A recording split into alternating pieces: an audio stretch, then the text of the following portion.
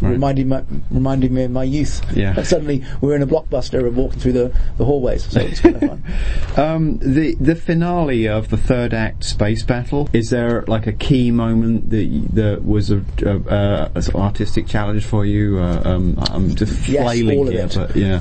I mean, trying to create again, it's that fine line, particularly because she is binary throughout that whole sequence when she's out flying and she's blasting spaceships, and it's trying to create I think the challenge is always trying to create something which feels as real as possible when you absolutely know it can't be real. Right. So you have to have the audience suspend their disbelief and just go with it, and hopefully with what we've sort of built up, by that point in the film, you hopefully have earned that from the audience. Okay. The Carol, we've tried to give her as much realistic performance in terms of the way she flies and the way she moves, but we're also trying to, and it's that again, it's a fine line between creating something beautiful and balletic and strong and powerful. Okay. And we didn't ever want her to look too wishy-washy,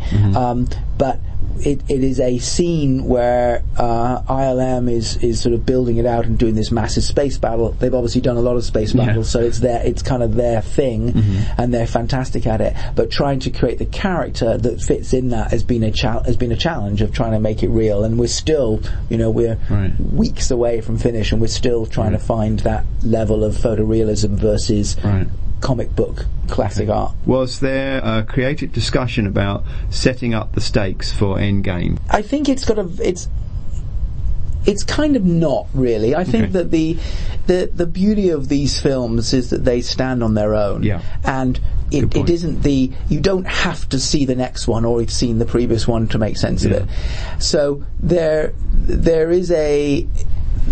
very little reference to that, and if you think about it, this is 30 years earlier than Endgame, for instance, and so there's no sort of, I hope there's no big purple guy out there. There's no references. I don't think there's any references. And I'm sure there are, in all of these films there are Easter eggs, and I'm trying to think if there's anything specific to that.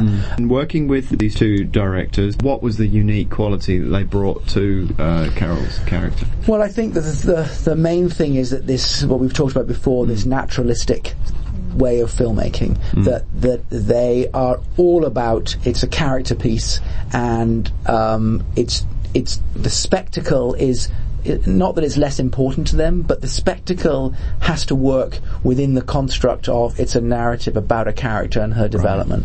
And I think that they've been very true to their roots and as filmmakers in a really good way in that sense. I mean, it's something that I said to them at the very beginning when they were like, "Oh, we're going to work with Marvel." I said, just hold on to the film you want to make, because that's really important. That you're here because they liked what you did, so you don't. It still is a Marvel movie. It has to be. It fits in with the Marvel, of course, the universe and everything else. But the wonderful thing about these movies is that they do stand in their own right. And I think that each individual director, or directors in this case, bring something very special and unique. And I think that what they've done is still keep it a grounded, naturalistic, character piece that is kind of refreshing.